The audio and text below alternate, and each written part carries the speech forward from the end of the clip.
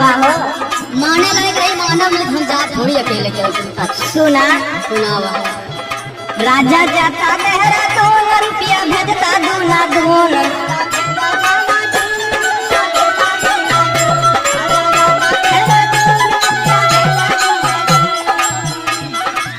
हो राजा